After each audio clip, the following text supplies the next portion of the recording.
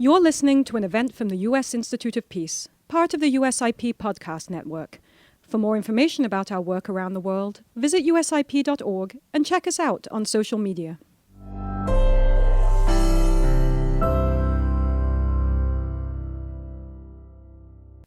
Welcome, bienvenidos. On behalf of the Latin American Program and the U.S. Institute of Peace, it's a pleasure to welcome you to our event, Mobilizing Latin American Citizens Against Corruption, Lessons for Guatemala on Restorative Justice, Collective Action, and Citizen Participation. I just want to mention quick, the United States Institute of Peace is a national, nonpartisan, independent institute founded by Congress in 1984 and dedicated to the proposition that a world without violent conflict is possible, practical and essential for U.S. and global security.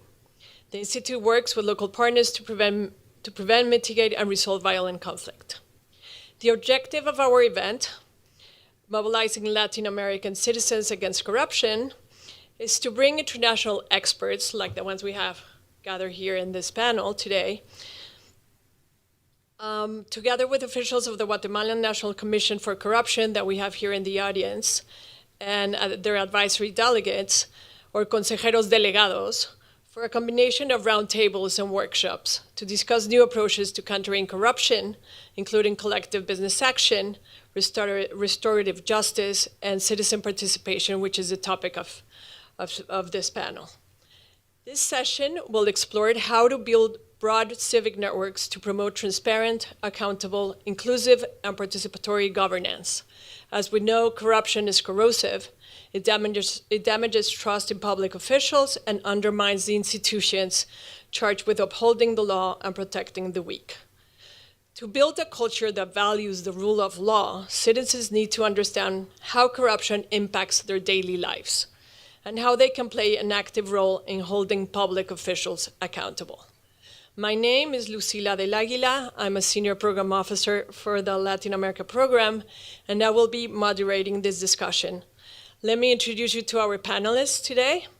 First of all, we have Cheri-Leigh Erasmus, who is the Chief Learning and Agility Officer for Accountability Lab, which is a nonprofit organization aimed at making governance work for people by supporting active citizens, responsible leaders, and accountable institutions.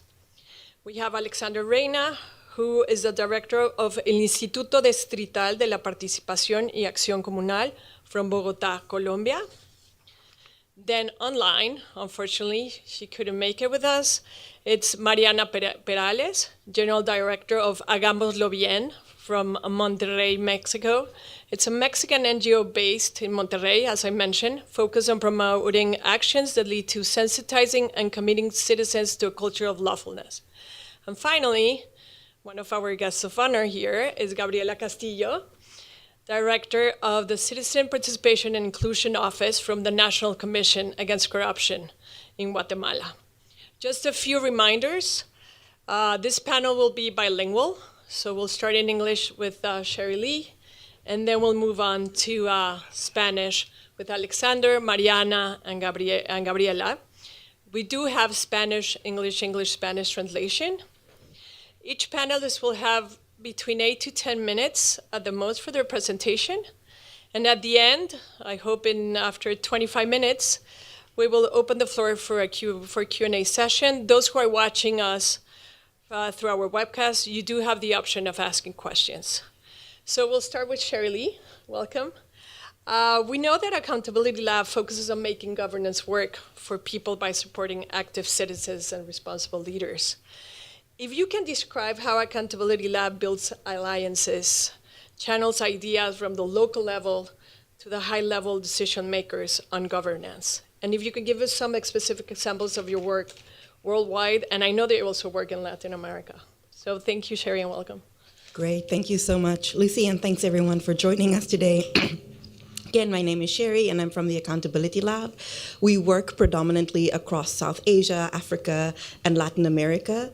And our work on making governance work for people is centered on enabling communities to hold governments accountable, especially as it relates to anti-corruption. I think there are a few things that are critical when it comes to enabling that bottom-up accountability. And one of the first things that's important in our work is re-engaging people and meeting them where they are, especially when they've lost trust in their government. In the spaces where I work, we face endemic corruption. And as we know, corruption erodes trust between governments and their people. And so at Accountability Lab, a core part of our work is getting people re-engaged in governance processes.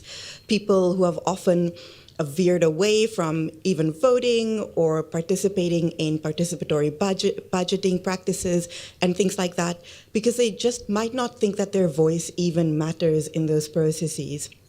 So one of the ways we do this is by finding people where they are. We use many creative ways to re-engage, especially young people, indigenous communities, women, and people who are often left on the outskirts of governance processes. And one of the ways that stand out in the sector is we use the arts quite often. So using music, using local languages, in a time when a lot of organizations are turning to social media and predominantly online ways of reaching communities, we found that reaching the most marginalized communities is often most helpful via low-tech methods. So in many countries where we work, we actually use community radio and in local languages, using hyper-local other CSOs as our partners to understand what the challenges are that communities are facing directly.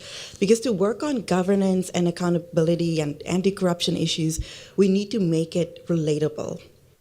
One of the ways we do this is also through gathering citizen-generated data. So we train local enumerators, people we call community frontline activists, to gather not only corruption perceptions, but also the service delivery challenges tied in with corruption in communities.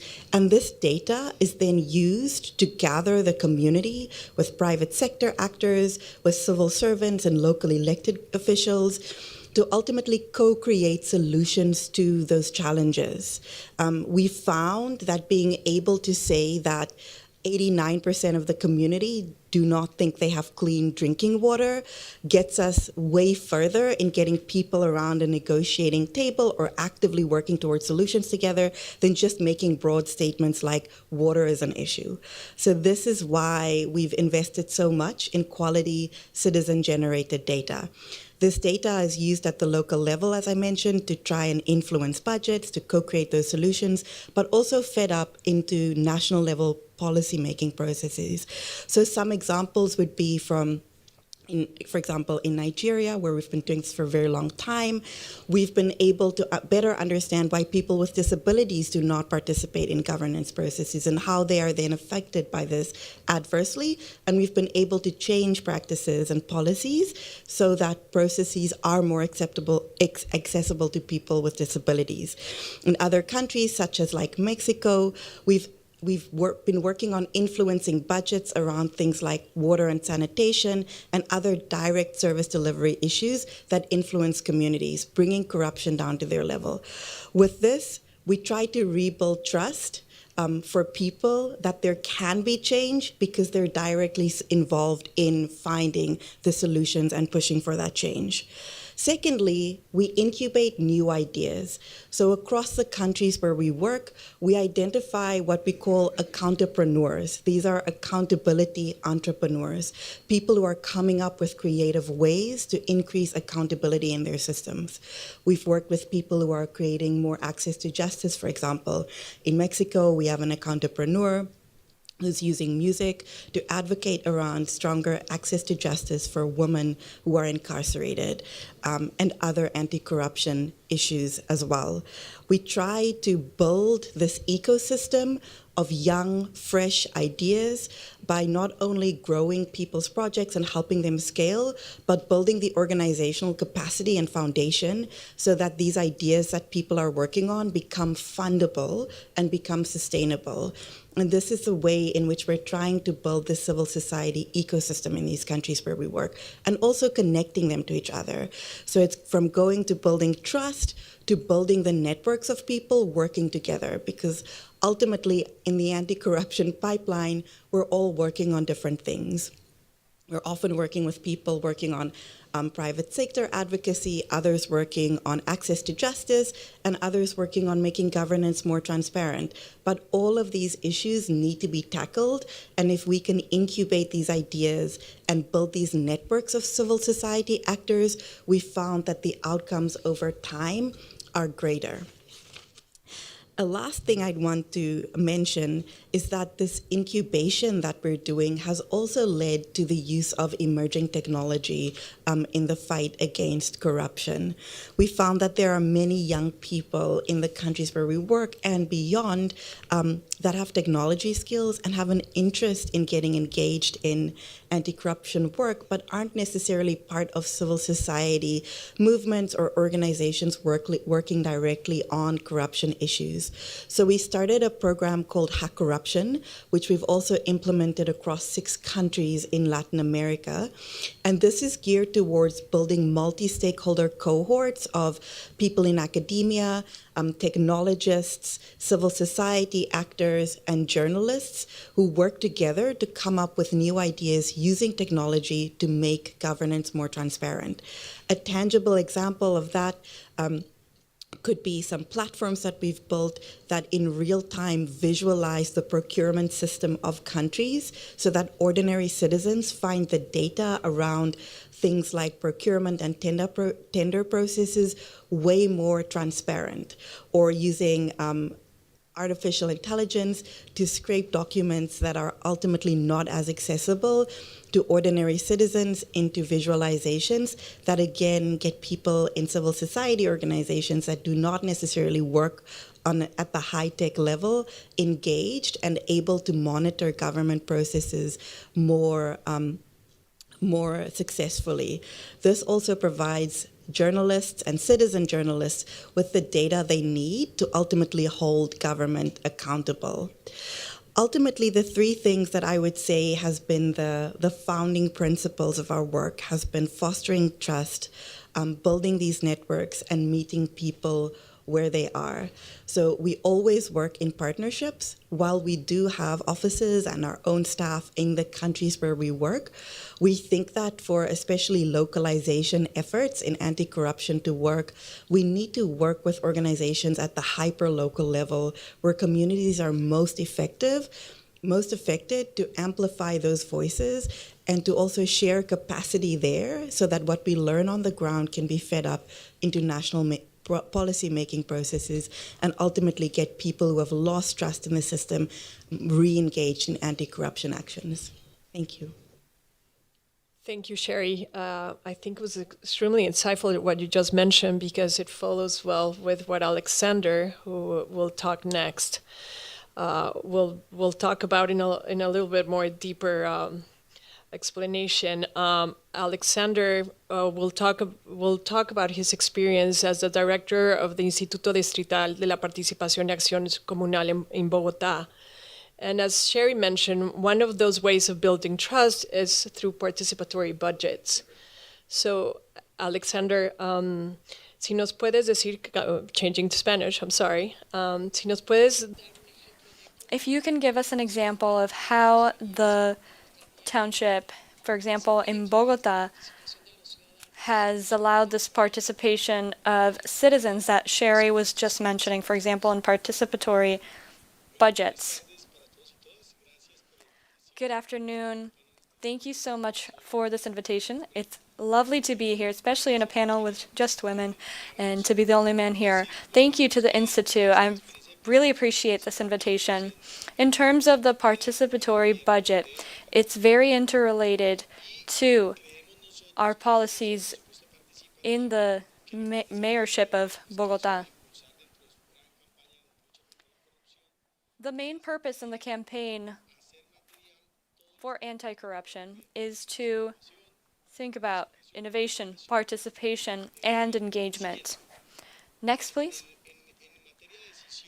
Now, in regards to decision-making, we have had to face a huge challenge. I want to share lots of ideas here in these next couple of 10 minutes, but I'll try to keep it brief. Thank you very much. Perfect. All right. Now, this experience of the participatory budget in a city with 7 million people, how can that really make a change? We don't want it to just be a simulation or a catharsis, which is most of the experience we've seen in Latin America. We realized that, well, something that helps here in this participatory budget is for there to be clear rules. Meaning, in Bogota, it's not only of wanting to change something, but that there's rules for something to be established more firmly. We were able to make sure that the mayor dispersed 50% of the resources to the different localities, about $69 million that we dispersed to the different sectors. And now that I heard about the concepts of development, it's really planning the development and the resources.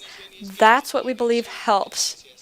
It's planning in those different scenarios. And that helps us connect to that actual action making, or that action, putting everything into action. So we had the budget, but we didn't have that participation from civil society or the public to see where that money would go. And we realized that those decisions, just like in the rest of the world, it's not that the people create a shopping list. First, they vote on the concept of expense. Let's say, okay, this X amount of $1 million, what would you spend it on? That was my second point. And thirdly is the exercise of just using that participatory budget, including innovation, for example. So we mix a lot of different concepts. And we would talk, we spoke earlier about cultural issues, etc. And so we hold assemblies and hold meetings in auditoriums. And during these hundreds of meetings that we held, gave space to the people to also participate.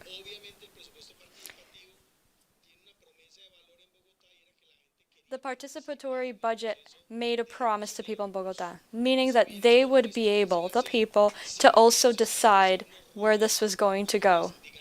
We were able to establish roles and places where people could participate in the design, the internal control, and the execution of that budget. Now, this is a very recent effort that we've been making. We've only been doing this for about 4 years. And by doing so, we've wanted to include all sorts of people here. Our Afro community, indigenous communities, and all others. Really inviting everybody. And to mark those differences by land, as well as that digital gap specifically. Because if we think just about technology, even in the capital city, there are gaps between people of 40 to 45% in terms of access to the internet.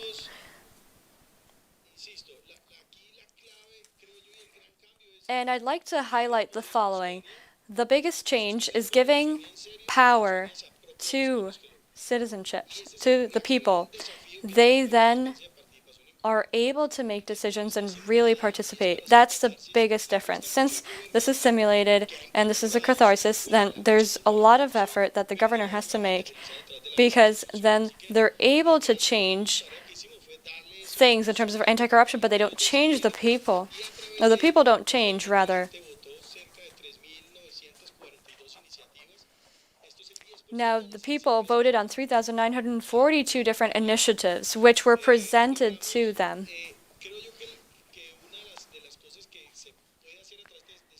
Now, one of the main things we can focus on here is cultural change. For the administration to tell people, every resource that you'd like to be assigned in a certain place, it needs to be through participatory budget, not through a politician or a network. No, the initiative has to be presented. We have to mobilize people and have them vote. That's one of the paths. It's not the only path, but it is one of the paths that we have available. And this can really lead to changes because that's when people started realizing that's how they can access the resources. They didn't have to tell me directly or the mayor, hey, let's fix this road, or they didn't have to approach the politicians. No, they can do it through the participatory budget.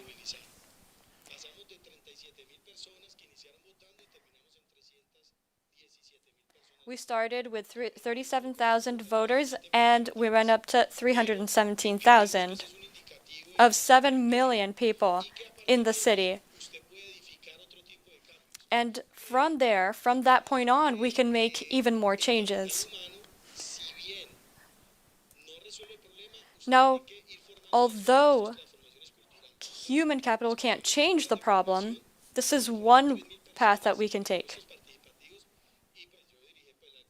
For example, our entity created a training school with about 7,000 people with skills and in a learning process. And so we created this like this career so that they could be trained and study.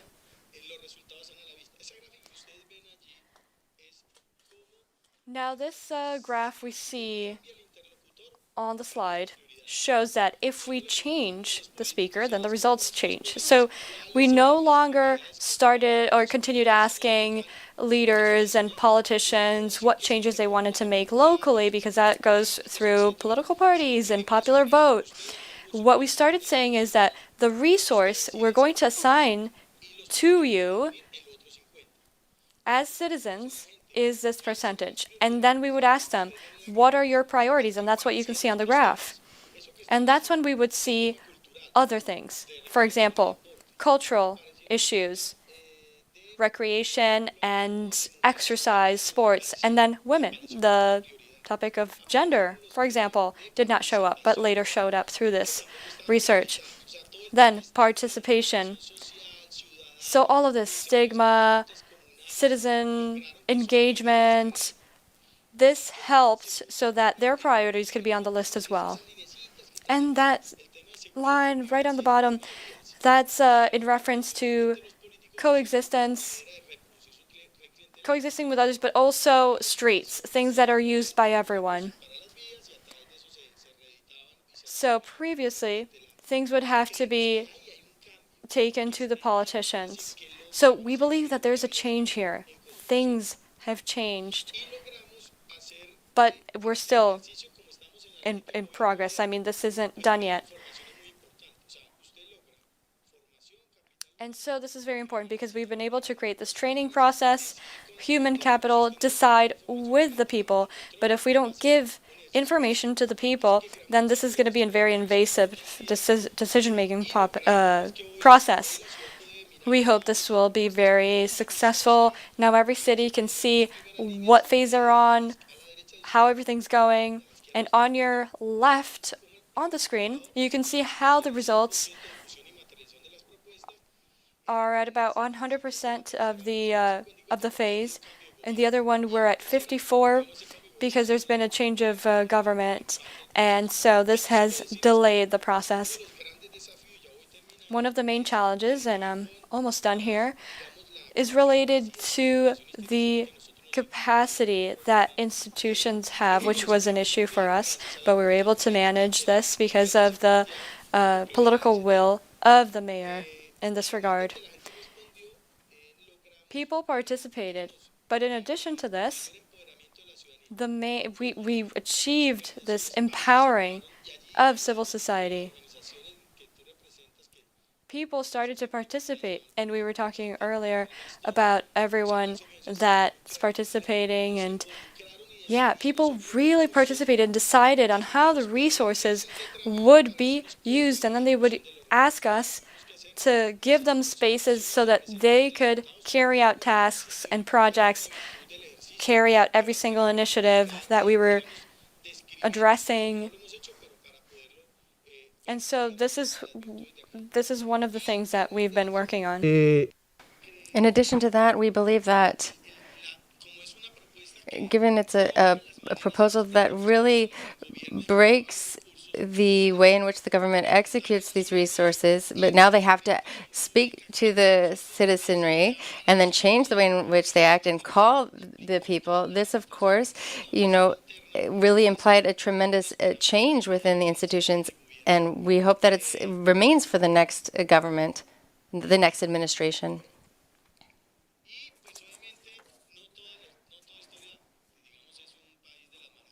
And of course, not every story is like Alice in Wonderland and perfect. Everything we need, there's a lot of room for growth and improvement. The most important thing here is continuity throughout the administrations. The fight against corruption is a long-term fight. It's not short-term, and that is why not allowing our government to continue. If we had a completely opposite government, instead of leaving 50% of the resources for this work, they would reduce it to 10%, and they did that, and it's very worrisome. Now, what we were saying in terms of cultural transformation, that means that the change needs to be maintained in practice. So if the government or the leader keeps insisting that the governor needs to respond to the people and report to the people. We have currently a leader that is in agreement with this, so it would be difficult if it were otherwise. And of course, in Colombia, given the armed conflict, we are going through a difficult process. Nobody trusts anyone. Nobody wants to organize or take collective action. But these processes, since they insist that the citizenry define the path forward, in 4 years, they could invest $35 million in citizen participation. And this is something that helps, but it's not enough. We have to start investing in civil society and reconstruct the agricultural production and invest in the economic and democratic crises that we are facing. We really need to define concrete policies that motivate collective action. Otherwise, we're going to lose the progress. Or, for example, you won't have with whom to work. So you have to invest in this, and this is a very fruitful investment for the country. And I think this is also one of the biggest challenges that we have, is the best way to fight corruption is that if you have a government that is convinced of this, is that you would make sure that what they've promised they, fulfill. I believe that this is one of the biggest challenges we have with regard to the participative budget. This city still needs to learn that these execution procedures require citizen dialogue with the people and technical knowledge, and we're still learning in this regard. But it's still hard for people to understand that they don't have the technical capacity always to get involved. So both transparently and technically, we need to encourage citizen participation. So from this experience, and of course I'm here. We've had this experience, and I would love to take your questions. Thank you so much. Thank you so much, Alexander, especially regarding the explanation of the example in terms of from the government facing the citizens. And of course, we had the presentation by Cheri-Leigh. She gave us worldwide examples of what they are doing to truly achieve citizen participation in these anti-corruption efforts. And then, of course, we have the example that Alexander gave at the government level toward the citizens. And now we have Mariana Perales from Monterrey, Mexico. She's the director of Let's Do It Right. And this is an example of how you can work from the grassroots, from the citizens. And so, Mariana, please tell us a little bit about the origin of Let's Do It Right, how this, in 2013, this idea was born. And please tell us about your achievements and your challenges. Thank you. Thank you. Absolutely. Thank you so much. I'm so happy to be here collaborating with all of you and sharing with you what we've done here in Monterey. And just as you say, I've loved listening to my colleagues because everything is kind of fitting together. And the topic that I will share with you is basically how we're working with citizens to combat corruption and to promote and strengthen the culture of legality. So first, I'd like to start by telling you a little bit about how our organization was born. It's a civil society organization that got its start in Monterrey, Mexico. And I would invite all of you to come check our city out.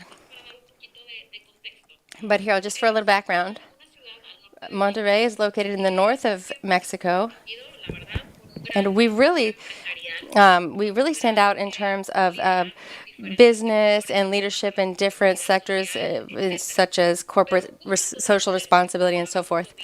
But when we established Let's Do It Right, we were seeing how both in Mexico and in the city that there was a growing trend toward a lack of public safety due to organized crime. But this was clearly affecting the daily lives of all peoples, all citizens. And of course, I can say that in Monterrey, we are not accustomed, thankfully, to these levels of lack of public safety that we are currently experiencing.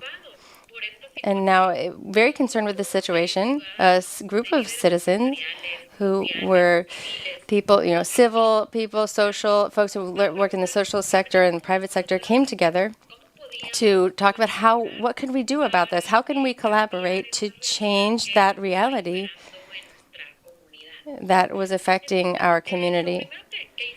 So the first thing we did before we actually established the organization was to research our own context, and we began by analyzing and carrying out social research to understand what was the perception of the people regarding this issue of corruption and violence. And then we looked into how could we coordinate in a more effective manner. And through the research we carried out, we realized that this context of violence and lack of public safety was also a place where the idea or the perception that illegality or criminality is normal, that corruption is normal. And so if we add this to the context that I mentioned to you, we're looking at a ticking time bomb. So we also realized through our research that the people felt they felt impotent, not really able or empowered to generate change in society. And so we have this sensation of, what can I do? If I'm just a teacher, if I'm a environmental NGO, or if I'm a business person, what can I do? So in this context, we have the birth of our organization as a response, a civil response to the people in the face of these problems. So we had a very clear idea. The idea is that society, people, should play a very active role in promoting a culture of legality. And so the culture of legality, and I'd like to very quickly tell you that for us what that means. Because the culture of legality is not something we see as just a blind complement to the laws and regulations, right? We see it more as a fundamental component of social norms and of coexistence, as well as citizen participation. It's not about, enforcing laws in a particular way, in a single way.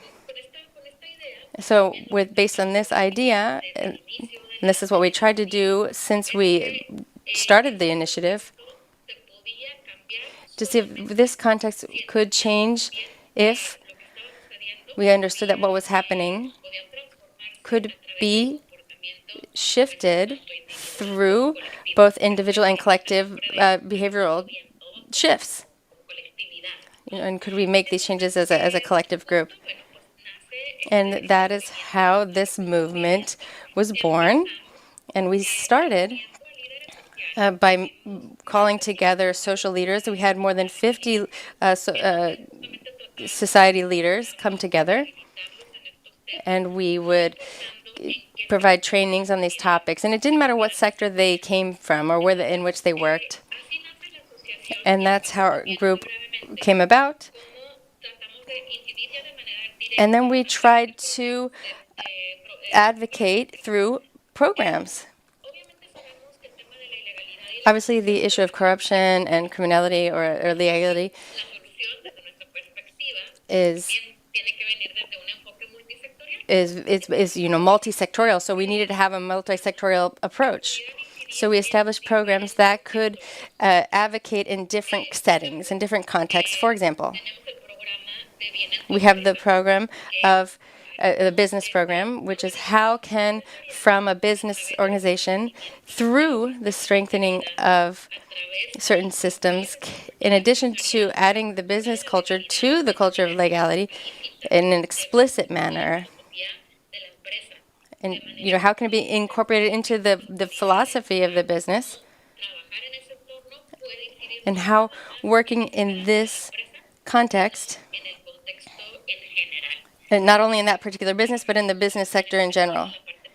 And that's how the private sector that's a program we have for the private sector. Then we also have a program for the schools, which involves the creation of educational spheres, where we teach that, education, we don't only bring in the culture of legality into the curriculum, but also the practices themselves of, that the educational institutions carry out. For example, their relationship with the families and the community. For example, in this sense,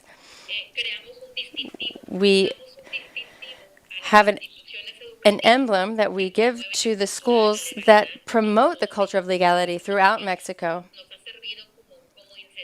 So this has served as sort of a incentive for the organizations. It's an award, in fact, that we provide them to incentivize the educational institutions. And then we have a program for the public spaces. Of course, this is a very broad topic, a broad space, but we really wanted to focus on mobility and the roads.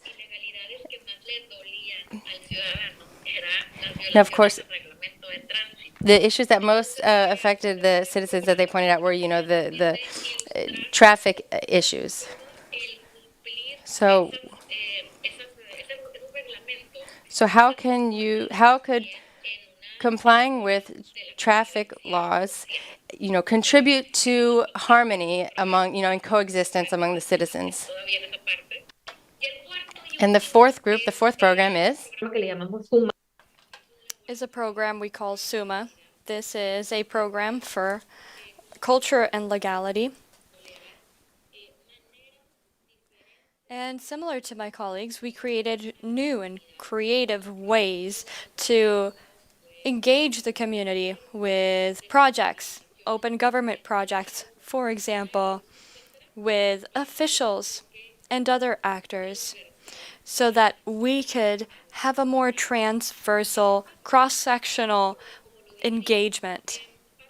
Now, how do we divide this? And just to conclude as well, I'd like to mention a couple of key points. I'd like to refer to some lessons that we've learned that have been positive within our organization. This has been key to us to be able to tackle corruption. First, citizen mobilization. That really supports them in their engagement. So not only to give it the importance that it deserves, but really reframe it to see how we can propose this when speaking to civil society, and for them to do it through their profession as well, their professions, independent of their age, and that's how we will really able to create that social change, etc. Are you able to hear me okay? I hear a bit of a feedback. Yes, please go ahead. I guess there's some interference, but I think it's okay. All right, sounds good. So the pro-positive civil engagement. So expanding the perspectives of this to make it go beyond corruption. Second, strategic alliances. So obviously we can't do all of this ourselves as an association. So we have a network with more than 400 organizations, companies, nonprofits. We work with them on an internal level. We've also tried to think out of the box a little bit and include actors that can directly speak to citizens. For example, in Monterey and some other Latin American cities, something that's very popular are soccer games and soccer clubs and teams. And so we try to invite actors in this industry to support our message. And in fact, a lot of people have joined. And finally, apart from mobilizing them and having strategic alliances, is measuring and ranking things. So to really measure the way things have gone and progressed. From the very beginning, what we've been doing is diagnosing and calculating how well things have gone. We have one survey on legality or criminality, which we used, and this has measured perception, knowledge, and citizen engagement. We've done 5 surveys to be able to monitor how things have advanced. This has been key for us. This has allowed us to see the impact of our efforts and where our gaps are. 5 of these surveys that we've carried out have shown us what we've been able to change. The main thing that we've seen is how willing citizens are to actually put effort into this. This is what we've seen across the surveys, that citizens feel more responsible to tackle these issues. And another challenge that I have to acknowledge, and that the data has shown us, is that despite having been able to increase that co-responsibility with citizens and civil society, we continue to see some challenges with people's perception of corruption in their environment. So, for example, how to work with the government, how to maintain that enthusiasm on behalf of civil society to continue in this fight against anti-corruption, and how their mentality changes, trying to maintain that really. So I hope I've been able to share the experience within our association. We are completely convinced that all of these efforts and all of these sectors that participate are really going to have a huge and constructive impact for a stronger, more fair city. Thank you so much, Mariana. That was a great presentation. It was very interesting, especially to know what you've been doing in Monterey. I think with that we've been able to come up with some new ideas and really understand in summary what you've done, empowering civil society and making or engaging civil society as well. Thank you very much. I appreciate it, and I think these points are going to help the Commission in Guatemala. We're going to give the floor now to Gabriela. I'm sure that you've been considering these concepts as well. Some of these concepts that our other panelists have been speaking about, I'm sure that you have considered as well and have included. So please go ahead. Hi, everyone. I'm Gabriela Castillo. I'm the Director of Citizen Participation and Inclusion at the National Commission Against Corruption. It's a pleasure to be here. It's great to hear about these practices, experiences, and lessons learned because, of course, not everything is easy on the way. And this really helps and supports our efforts as well. Our efforts have been going down the same path to be able to engage civil society, collaborative processes, as well as strategic alliances. We also have a monitoring system to see how we can improve and how well we've done up until now. So I'll be making reference to what we've been doing at the Commission and in terms of citizen participation and inclusion. This way we can exchange ideas, and I'm sure that we can both learn on both sides from our common experiences. So the point of the Commission, the objective, is to support in terms of actions, policies in the fight against corruption, specifically in the executive body in Guatemala. Now these actions and these efforts are focused on a preventative measure long term. What we really wish to do is to strengthen institutions and to engage civil society in a very constant manner. Now, we believe we have a very modern framework since we haven't done it, we haven't made these efforts before in the way that we're doing now. We have delegations made up of representatives of civil society from different sectors. We have people from civil society, academia, from the business sector, and representatives from the indigenous communities of Guatemala.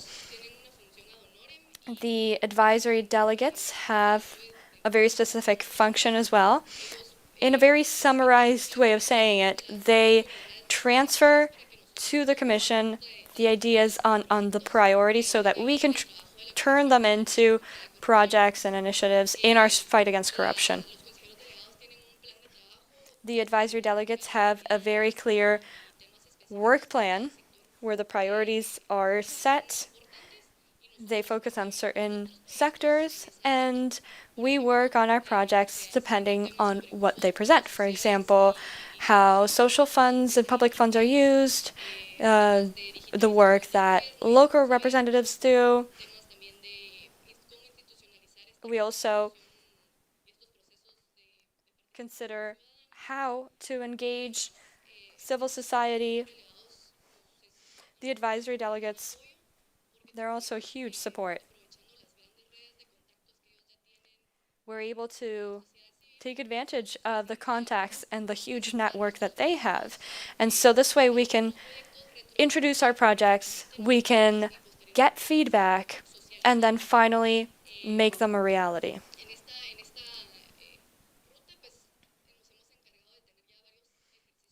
In this manner, we've been able to carry out dialogue as well as consultations. We tried to be as representative as we can. And through our first experiences, we've been seeing and we've been learning and seeing how it goes to see how we can engage more people from civil society, from collectives, from different groups, and invite people who are interested and can identify how corruption impacts them in their daily life, and who have proposals and want to be heard and can really help be allies in these efforts.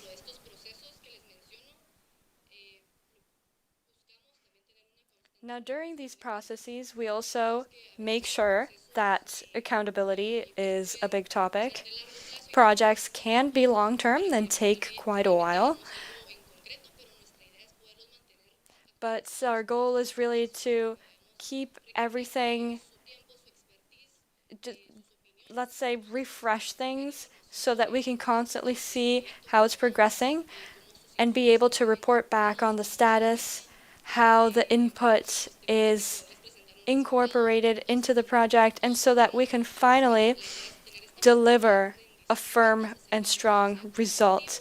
But we do make sure that the input that is given is reviewed, for everything to be collaborative.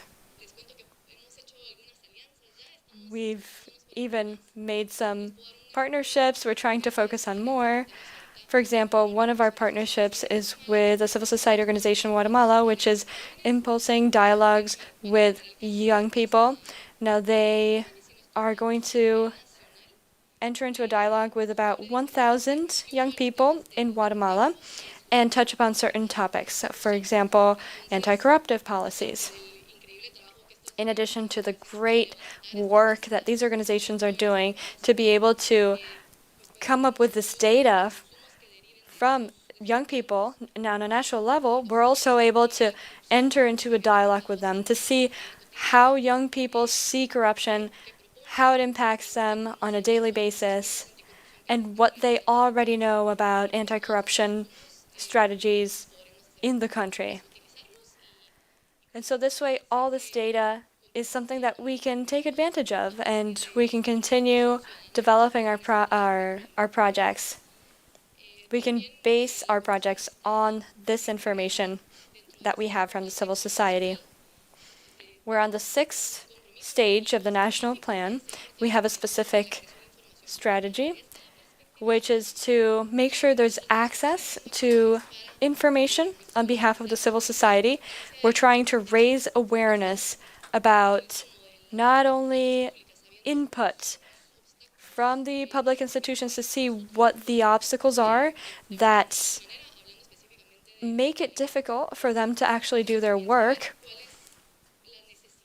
but we also want to know what information needs to still be shared so that we can join these two efforts. This is a measure that governments do to be able to understand how to carry out this work. This is one way the civil society can make sure that they participate and are part of the auditing process. This is one of the things we've been doing so that there's more access to public information. And finally, as part of our long-term goal in our fight against corruption, we're, well, at the very beginning, but we would like to institutionalize these efforts. We want this to be established and to go beyond just being a commission, for this to be something permanent with citizen engagement. And so we must be inclusive, participatory on a national level so that we can start collecting that information. What does civil society need? So this way we can create partnerships with volunteers, students, and other people so that we can collect this information, systemize them, and allow us to, at a more academic level, be able to take advantage of the expertise of civil society that have been working on this for years and years. This way we can collect the input with specific recommendations and can then be channeled into specific topics. So that's what I wanted to share, and I have a couple more things that I can share, but I think I can finish there for now. ¿Y nos podrías también comentar un poquito sobre lo que van a hacer con el Ministerio de Educación y los currículums y las tesis de los graduandos? Digo, en un minuto nada más para que también el público sepa lo que están haciendo a ese respecto con niños y jóvenes. Sí, se están trabajando en un proyecto pedagógico informativo sobre cultura de legalidad y también en el currículum nacional base, en alianza con el Ministerio de Educación de Guatemala, se quiere implementar justamente el tratar estos temas anticorrupción. Por el momento estamos en proceso, pero es algo que se tiene ya pensado justamente para empezar ese cambio desde la juventud, la adolescencia y poder incluir. From the youth. This is something that we want we want this to start from a young age, and that's why it's being incorporated into the national curriculum. Thank you so much. You've given us a lot to think about. There are a lot of concepts that are really important. We're going to continue our discussion here. We're going to open the floor to the audience for Q&A. It's going to be very brief. We don't have much time left. And I'd like to invite those that are online also to participate, as well as our guests here that are here in person. Yes, Gabriel? And please, of course, introduce yourself. I'm Gabriel Rojas from the working at the OAS in Colombia. I thought this was a really interesting discussion, but I wanted to, especially in terms of this policy of legality. We're talking about this education initiative, which is, being used to improve, the participation of youth. Now, the culture of legality, and which can be understood as, sticking to the law for the sake of being the law. But we also know that there are unequal structures within the law, and that's where you have, the government, may come and say, hey, obey the law, but if the community doesn't believe this law is fair. And this is a problem where you have a lot of the rule of law in Latin America are not considered legitimate systems. So what do you do when the law is not considered worthwhile? And you, Gabriela, were mentioning this, that we can work both from the grassroots up and from the top down, and that how can we promote awareness that helps, build trust of civil society in government? And so what is this, tell us a little bit more of this two-way work, and so that regulations can not only be legal, but also legitimate. Thank you so much. I believe this, must happen through a very collaborative process. When you're implementing these regulations, there has to be an entire process of dialogue, and feedback, and consultation, and then, of course, the awareness raising, and you have to continually carry out accountability exercises so you don't lose legitimacy. You can't get to the point where, like, now what? What's happening? What's being implemented? What are the results? What are the advances? We need to have consistent monitoring. And also how to use technology to combat corruption, and how to incorporate these civil auditing type activities. At the same time, and as part of the collaborative process, you should always include the people's perspective.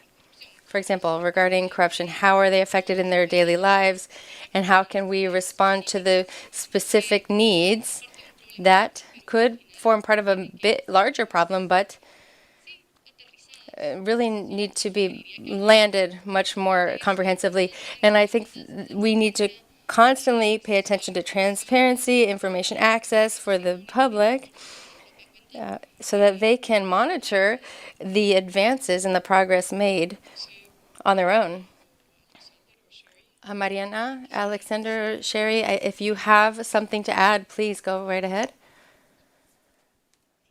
I think that was such a good question, and apologies for not being able to answer it in Spanish. One of the approaches we found, especially when there's lack of trust in the legal system or anti-corruption laws, those can often be hard to overcome, right? There's this entrenched sense that it just isn't working, or like rule of law isn't in place. And what we found has really helped us is focusing on a positive deviance approach. So not the naming and shaming approach of what isn't working, but how can we work with communities around the institutions and services that are working for them, and sort of create a ripple effect around that. So one of our programs, for example, is called integrity icon, and it's about identifying honest civil servants on the inside who want to work with communities and who are pushing for reforms.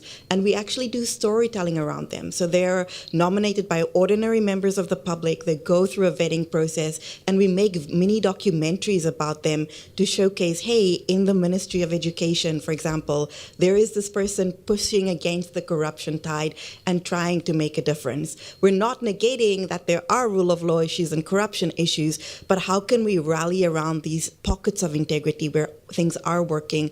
And we found and measured that this creates a narrative shift, and this positive deviance also strengthens the trust and gets people engaged.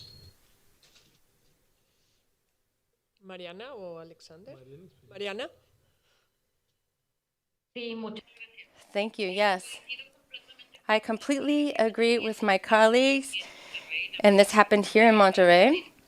And we had this debate regarding the cultural of legality. In keeping with this, with what you've said about the positive impact, I also wanted to point out this concept of legality. You know, it's not a blind compliance with the law, but rather a culture of legality involves knowledge and exposure to the accusation, which is also a serious problem within our communities, is the action. And the fourth pillar of culture of legality is participation. So it's very complex, but we understand that the culture of legality,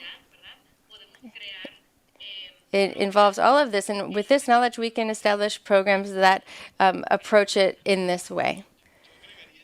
I would add too that the culture of legality is the biggest challenge is the legal aspects. So, if we just stay at this level, it would not be enough. But of course, in countries throughout Latin America, you have to sometimes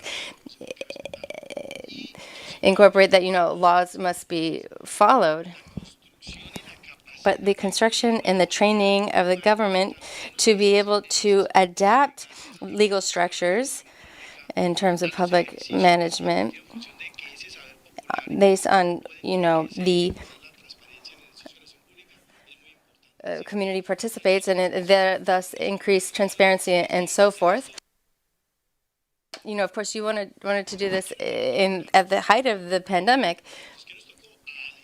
And what was the challenge? Well, they had to adapt the law based on this dynamic so that people could participate and consider all of the different aspects. So I think there's this constant challenge. In Latin America, we have a lot of tension.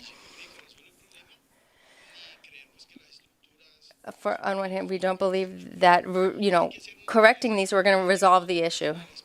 So we have to have experience. We have to go through a process of hit or miss. And we need to use innovation, collaboration, to work toward toppling corruption. And it needs to be done in a way that is sustainable over time. And so this involves listening to what the people propose. And if you know that the problem doesn't go through a particular regulation, but maybe in another direction, and so you have to make that shift to be able to solve the problem. John Feely, I'd like to take your question.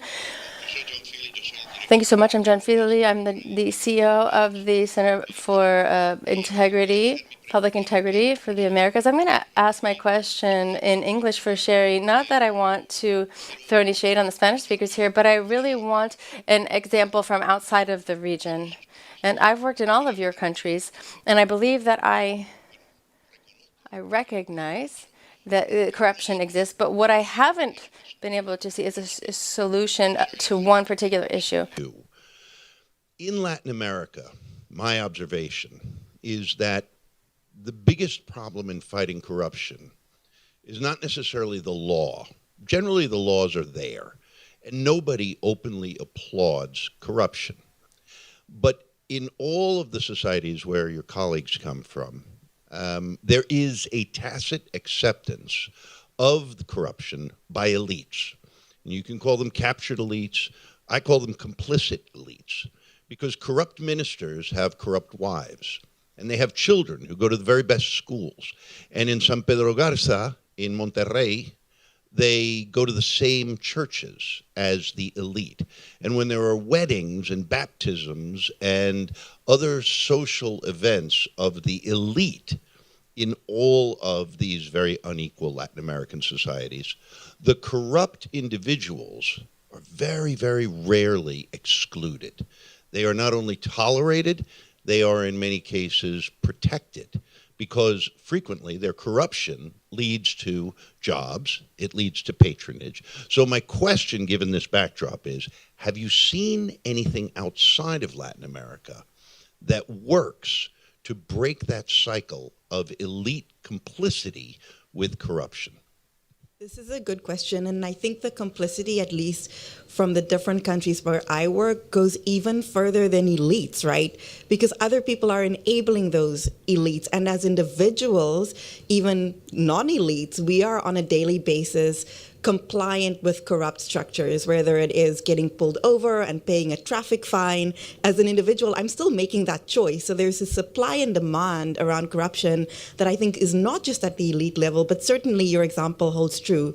And this is why I think that corruption is actually a norms issue. Most of actually all of the countries where I work have pretty firm anti-corruption laws in place. That's not the problem. But what we need to do is shift the narrative and the norms around corruption to make corruption and those institutionalized, normalized practices not the right thing. And so the example I made with the previous question around identifying reformers and building networks and capacity and almost not idolizing, we call our work integrity icon, but making people doing the right thing the icons of the civil service, that pushes against the tide of a civil service that is inherently corrupt. And what we've seen is in different countries where we work, for example, in Pakistan, is by we've created there, we've worked with probably more than 50 icons, 5 a year, often in rural areas where it's male-dominant, entrenched sort of systems of corruption. But by highlighting women reformers, for example, we've created pathways through sort of representation for other young women to want to enter the civil service. So if you change the group of people engaged, you're able to shift a norm, because now you have a young, new, fresh, talented batch of civil servants who want to reform things. And so changing the narrative around the civil service, honoring people doing the right thing, have shown for us that we can change the group from the inside and ultimately change the outcomes. One very quick response to that. I couldn't agree more. That's an issue of decades, and we all know that. And you used the term earlier, the naming and shaming. That's the part that I feel has to be addressed and isn't, because until you see a former president who is openly seen, and you can pick any country, I'm not thinking of any one in particular, who is openly shunned by the social microcosm in which he or she may live for having been corrupt, I fear that all the good bottom-up work is never going to amount to much, because as we know, the United States has been involved in supporting anti-corruption efforts all over the world for decades and decades and decades, and it doesn't seem to be enough without going after that very senior level of corrupt official and making it, as you say, through the stories, making it the bad narrative, making it something no child would ever want. And I'm thinking of failures, open failures of things like the Merida Initiative in Mexico, or even Plan Colombia, where you can point to individual successes, but you can't point to the fact that in Mexico, the police are seen as the good guys, where the ministers are seen as the good guys. And so that's why I think it's everything that all of you are doing is absolutely essential, but I don't think you're ever going to be really transformatively successful until you begin to address the way in which elites, corrupt elites, are perceived in that society. And the only way to do it is through social sanction. You can put them in jail even, and many of them don't care. They come out and they're still accepted. So anyway, thank you very much for all the work you're doing. Thank you, John. We'll go to the webcast. I think we have a couple of questions.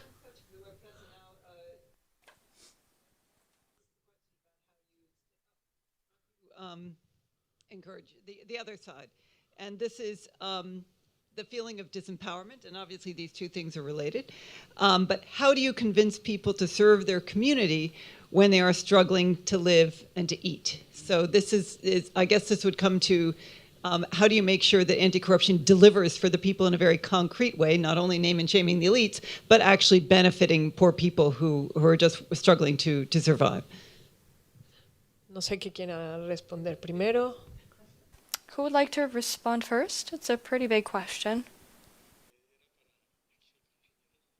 I think it might have been a question for my colleague here, but it's a good question. We can't assume that these experiences are going to solve corruption. These are all levels, and there are structures.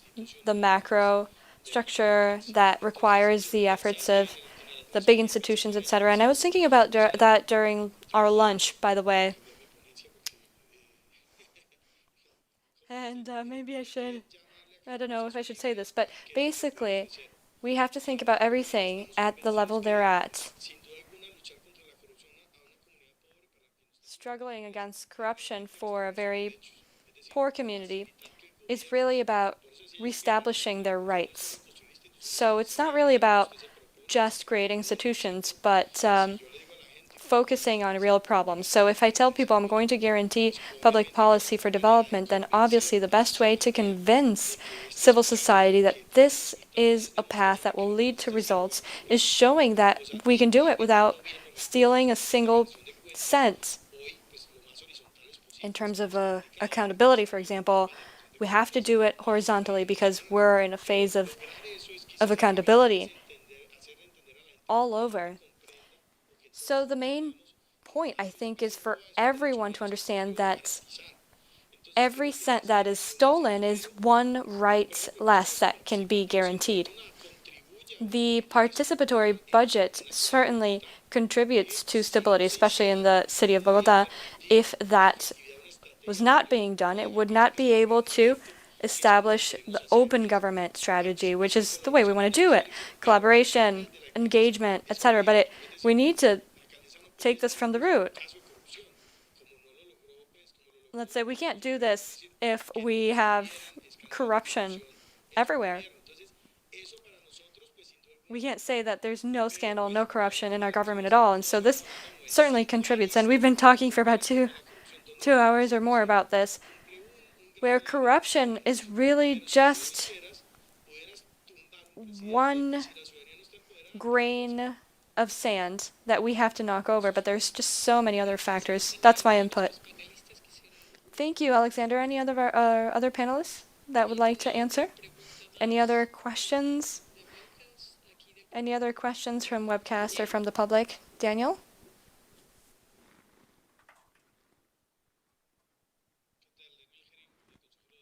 Hi, I am Cheri from for the Commission Against Corruption.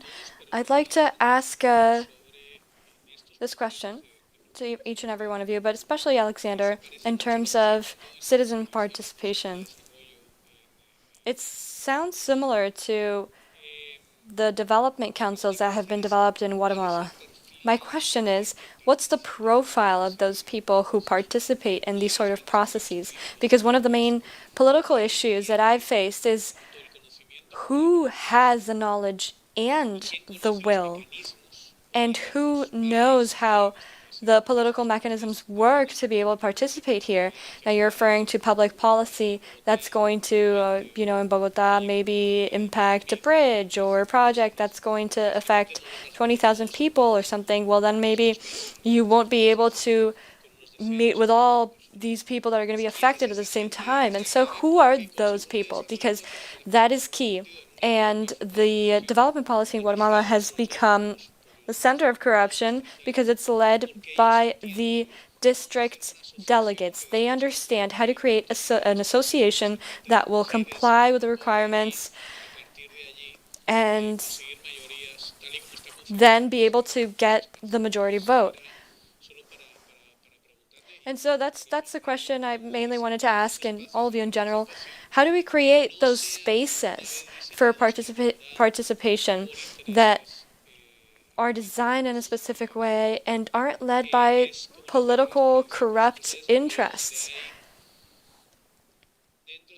Just like the development unit, for example, where there can be 15 or 20 people from civil society who are participating, representing different organizations, who are sitting with the mayors, the people from the executive office, and then there's politicians from the districts that are able to really have control over these specific projects. And so these people from civil society then speak to an executive, and the topics really sort of turn into other topics, and then the resources perhaps aren't being used in the best way because of the spaces. Yes, well, in Colombia, and in terms of the councils, in the beginning I was explaining that these are councils for land planning. So this is usually middle class, lower class, but professional people. But the paradox is that in terms of the planning, well, the biggest critique that there is for these states is that there is no binding capacity, meaning that there is no concept for developing a plan and in terms of investment. So they decide to build a concept, and it doesn't matter if it was developed well or not, and then they make recommendations and they try to incorporate the input. But the critique mainly is that it's just a lot of consultations, but it doesn't really lead to anything. But the participatory budget is really complementing local areas. Why? Because it's smaller and because these are resources that go to smaller entities in smaller cities. Because that was the tension there, that the planning ministry said, okay, can we have the ability to decide over the resources? And we were like, no, actually, the civil society is going to decide on this. That's participatory budgeting. For citizens to decide, and how are they going to decide? Well, through votes, in person, electronic votes, for them to vote on ideas and projects. So that was that. And then the young people, for example, with the youth councils, they asked us to assign resources as well. And so we said, no. Because why? Well, all these councils are made up of young people, a list of young people, but also the political parties. And so we said, no, we don't want it like this. And so with the authority, we need to have that authority, and then you can go and communicate this message to others in your neighborhood, etc. And so I think that systematic organization has led to this not turning into corporations. For example, in Bogota, we have a lot of authorities on participatory budget. And so what we did to be able to give people purpose is to ask them to develop proposals and give them the power of doing that. And so that can help for you to combine these two factors. So one thing is to develop ideas. Another thing is to tell civil society, the point is not to give them the money, but ask them, what are your priorities? And we can allocate the resources towards those priorities. And then people started prioritizing, and we were able to clear up what was important to them. And then we would ask, well, what would you like to vote on out of all of these priorities? And then the main challenge in Bogota of participatory budget and in Colombia has to do with poly membership. In addition, there's the multiple representation, meaning that several topics can be, or several areas can be covered by multiple authorities. As a Colombian, I can participate in all sort of, or engage on all sort of topics, right? And I wanted to limit this on a district level and politically, but I wasn't able to do that because there's no national law, and I didn't have the authority. But really, it's about how to restrict one person so that if you're allowed to participate, if you're allowed to participate in several authorities, then make sure that you only participate in maximum 3 or 4. There are people who have made up or are part of authorities for more than 16 years. And for example, I'm old now, but I met the communal leader many, many years ago. And I was able to vote on this and say, hey, it's time for you to give space to another person. But this is a very significant debate. I think we can do it, even though it's challenging. And finally, oh no, I said that already. Thank you. All right, Mariana, anybody else? Cheri, please go ahead. Question actually to the previous one about how we get people engaged who may not understand the process even, right? And I think there are 3 important roles that civil society needs to play to ensure that everyone's engaged or that everyone can engage, even in processes that might feel sort of difficult to understand. And I think firstly, civil society needs to be translators of difficult processes or of what's going on. So for example, one thing we do is where there are corruption issues and where we want to get communities engaged in that, we create infographics that are easy to understand even in low literacy areas that unpack the challenge. So for example, $100 million was stolen somewhere. What does that mean? That translates to 5 clinics that isn't being built, for example, right? And then suddenly the process is relatable and people become engaged that way because they understand the challenge. Similarly, processes of how do you even get engaged need to be broken down and simplified for people. And so I think civil society organizations need to be translators. Secondly, we also have the power of convening if we as networks of civil society organizations build new spaces for people to come together outside of what's an official government process. But if we can say 20 organizations are moving together here and we want to solve an issue in community X, we can invite the government to join that then. And what we've seen is if we create neutral spaces, then actually the government does show up if we frame it in the spirit of co-creating solutions and not just sort of mudslinging. Officials tend to turn up. And we need to ultimately be connectors of communities, to private sector, to the government, so that people can see how multiple stakeholders can work together to solve challenges. Because if challenges are solved, even if it feels really small, even if it's a small service delivery change, then ultimately they're way more energized to keep and stay engaged, and you'll get more people engaged beyond sort of the usual suspects. Well, thank you very much. I want to thank our panelists, Mariana from Monterrey. Thank you very much, Mariana Perales from Hagámoslo Bien, Cheri-Leigh Erasmus from Accountability Lab, Alexander Reina from el Instituto de Capacitación y Dirección de Bogotá. Muchas gracias. Y Gabriela Castillo, muchísimas gracias. This was very informative and I think helpful with really great ideas. Please do not forget, we'll continue tomorrow with our 2 sessions.